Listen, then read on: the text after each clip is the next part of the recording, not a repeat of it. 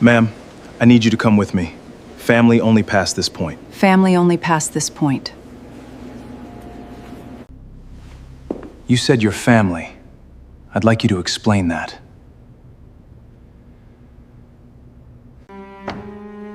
Ask your father's lawyer what's in the sealed file from 1998. I think it's time it was opened. Open it.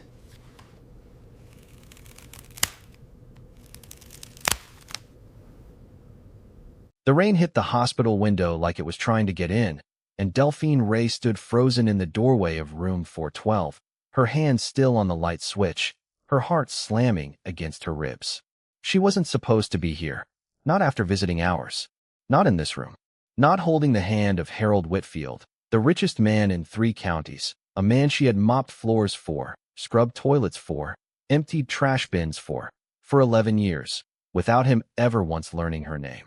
But tonight, when the machines had started beeping in that particular rhythm that nurses recognized as the sound of someone slipping away, she hadn't thought. She had simply walked in, taken his frail hand in both of hers, and whispered, "I'm here. I'm still here." A nurse rounding the corner froze mid-step, staring through the glass. "Ma'am, you need to step away from the patient." Now, Delphine didn't move. Her eyes stayed on Harold's face, and something in her expression, grief so old it had calcified into something else entirely, made the nurse hesitate before reaching for the phone on the wall. That single decision would unravel a secret 28 years in the making. Before we go further, if stories like this pull you in, stories about the people we walk past every day without ever truly seeing them, go ahead and hit subscribe, tap that like button, and drop a comment telling us where you're watching from tonight. It helps more than you know, and it lets us know you're here with us for what's coming. Delphine Ray was 53 years old, and if you'd asked anyone in the town of Millbrook Falls to describe her, most would have struggled. She was the cleaning woman at Whitfield Manor, the sprawling estate that had employed half the town at some point in its history. She wore the same gray uniform every day, kept her silver-streaked hair pinned back in a tight bun, and moved through hallways so quietly that people often didn't notice she'd entered a room until she was already leaving it. She had no children that anyone knew of, no husband, no family visits, no photographs on her small apartment walls except one, a single faded picture of a baby boy, tucked inside a drawer no one had ever seen opened. She had worked for Harold Whitfield since his wife passed, back when his children were already grown and scattered, Bradley in New York running the family's investment arm with cold efficiency, and Caroline in Boston, who called twice a year and sent flowers on holidays she couldn't be bothered to attend in person. Harold had grown old in that big house with only Delphine's quiet footsteps for company, and somewhere in those 11 years, something had shifted between them that neither had ever spoken aloud. She noticed things. The way his hands trembled more each winter.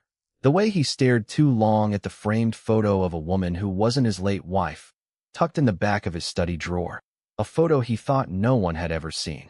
The way he sometimes called her by a name that wasn't hers, just once, late at night, when his mind wandered somewhere she was never invited to follow. "Rosalind," he had murmured one evening, gripping her wrist as she adjusted his blanket. "I should have found you sooner." Delphine had gone still as stone. Then she gently corrected him.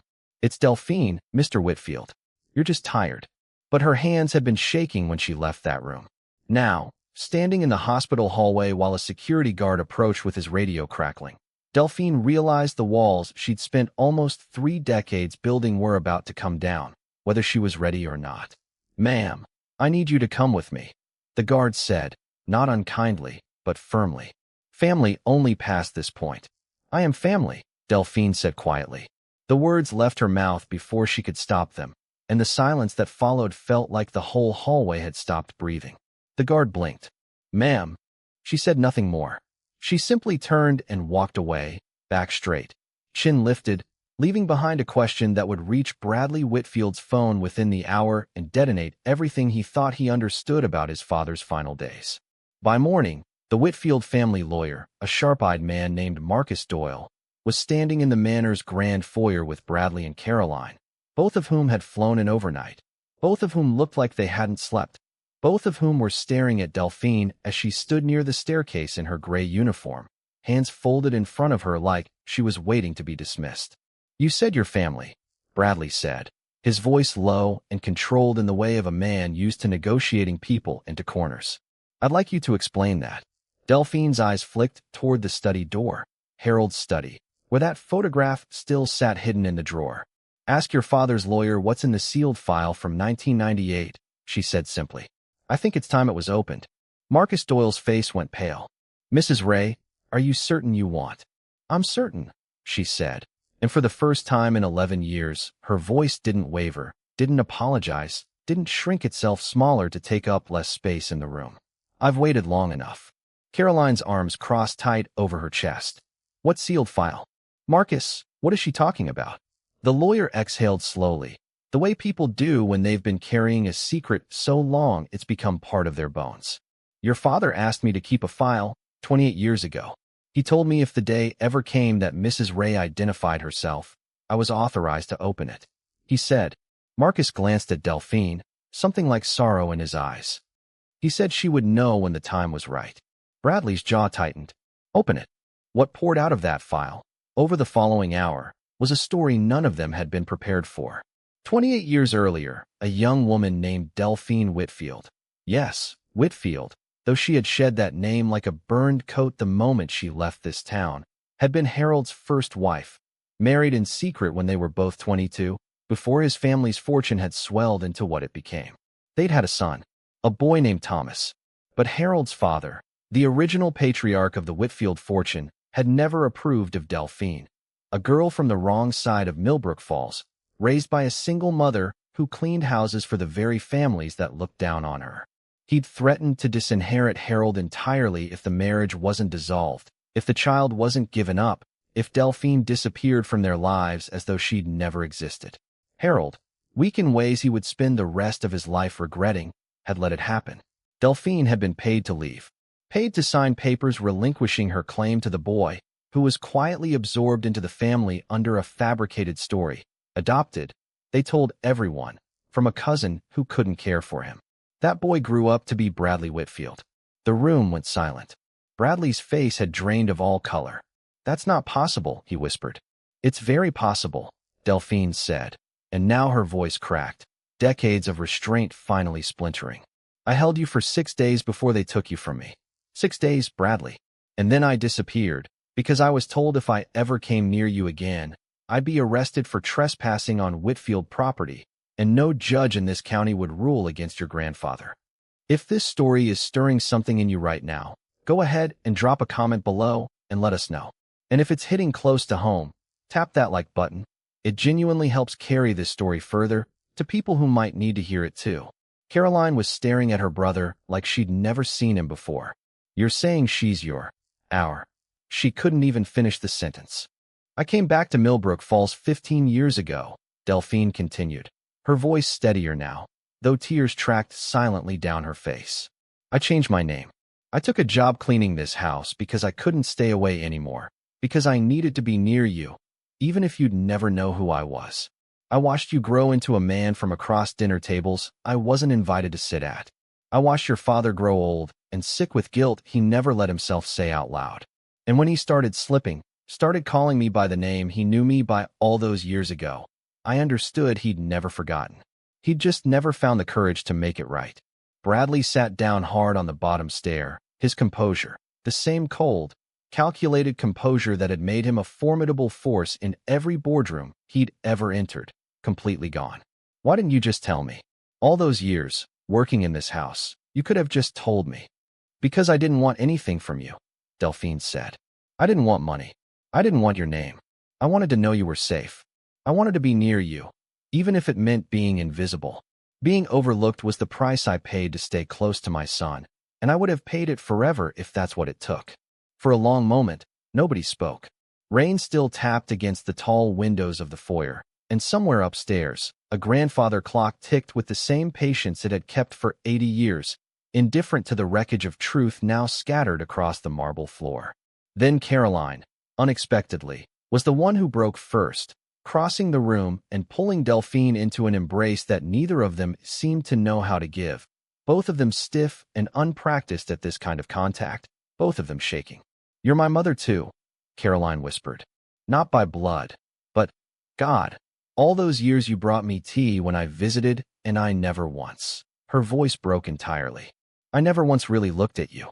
But the story wasn't finished unraveling. Because 2 days later, at Harold's funeral, a man none of them recognized approached the family after the service. A lawyer, but not Marcus Doyle. A different lawyer, representing an entirely different will. Mr. Whitfield revised his estate documents 6 weeks before his passing. The man explained, his tone carefully neutral in the way that legal professionals cultivate for delivering devastating news. I have been instructed to inform you that the primary beneficiary of the Whitfield estate, superseding all prior documents, is Delphine Ray. The courtyard outside the church went dead silent. Bradley's hands curled into fists. That's impossible. My father would never. There has to be a mistake. There's no mistake, the lawyer said. Your father was of entirely sound mind when he signed this. I have the notarized documentation, medical evaluations confirming his competency, and video testimony recorded the same day, in which he explains his reasoning. That video, played later in Marcus Doyle's office for the stunned family, showed Harold Whitfield sitting in his study, the very room where that hidden photograph had lived for decades, his hands trembling, but his voice clear. I owe Delphine everything, he said to the camera, his eyes wet but resolute. I stole 30 years from her life and gave them to guilt instead of courage. I am leaving her the estate not because my children don't deserve their inheritance. They'll be well cared for, that much I've arranged separately, but because for 11 years, this woman cared for a dying old man who didn't deserve her kindness, without ever asking him to make it right. She never once used our history against me. She never once demanded acknowledgement. She simply stayed, the way she always should have been allowed to stay from the very beginning. If there is one thing I can do before I die, it is to finally give her what was taken. Let the world know she is not the woman it overlooked. She is the one none of us could have survived without. Here's where I want you to really sit with this, because the story isn't over. Right after this next part, hit that subscribe button if stories with twists like this keep you hooked. There's more waiting, and you won't want to miss where this goes. The legal battle that followed was, predictably, brutal. Distant cousins emerged from nowhere, contesting the will, hiring investigators to dig into Delphine's past, hoping to find some crack in her story, some proof that she'd manipulated a dying man into rewriting his legacy. Reporters camped outside her small apartment. Old acquaintances from Millbrook Falls, people who'd walked past her in grocery store aisles for 15 years without a second glance, suddenly remembered her name, suddenly had opinions about a woman they'd never bothered to know. Through all of it, Delphine said almost nothing. She showed up to every hearing in the same modest clothes she'd always worn, sat quietly while lawyers argued over her life as though she weren't present, and let the evidence. The DNA results confirming Bradley was her biological son. The original 1998 marriage certificate, the decades-old hospital records of a birth that had been buried under fabricated paperwork, speak in a language far more convincing than her own defense ever could. It was Bradley, in the end, who stood before the judge and delivered the words that ended the contest entirely. I spent my whole life believing I was given everything I had, he said, his voice steady despite the weight of the room. I now understand that everything I had came at the cost of everything she lost. I am asking this court to honor my father's final wish, not because I don't grieve what could have been, but because for the first time in my life, I finally understand what it means to be loved by someone who never once asked for anything in return. The case was settled within the month. Delphine Ray, formally, legally, publicly, Delphine Whitfield once more, inherited the estate her son had grown up in without ever knowing she'd built its foundations from a love that refused to disappear. But money was never really the point of this story, and if you've been with us this long, you already understand that. The real ending came 6 months later, on a quiet Sunday afternoon, when Delphine sat on the back porch of Whitfield Manor, the same porch she'd swept 1,000 times as an invisible employee. Only now she sat in the wicker chair with tea beside her, watching her granddaughter, Bradley's youngest, chase fireflies across the lawn as dusk settled gold and soft over the hills. Bradley sat down beside her, quiet for a long moment before he spoke. I used to think the people who mattered most were the ones everyone noticed, he said. The ones with names on buildings. The ones who filled a room the second they walked in. Delphine watched the little girl's laughter drift across the yard. And now I think the ones who matter most are the ones who stay, Bradley said. Even when nobody's watching. Even when nobody says thank you. Even when the world forgets to see them at all. Delphine reached over and took her son's hand. The same hand she had once held for only 6 days, 28 years ago, before the world tried to erase her from his story entirely. I was overlooked for a long time, she said softly. But I was never gone. I was just waiting for the moment I could finally be seen. If this story moved you even a little, that's exactly why we tell them. Before you go, subscribe, share this with someone who needs a reminder that the quiet, overlooked people in their lives might be holding them up more than they'll ever know. And leave a comment telling us the biggest lesson you're taking with you tonight. Because somewhere out there, right now, someone is being overlooked by people who have no idea what they'd lose without her. And maybe, just maybe, this story is the reason they finally stop and look twice.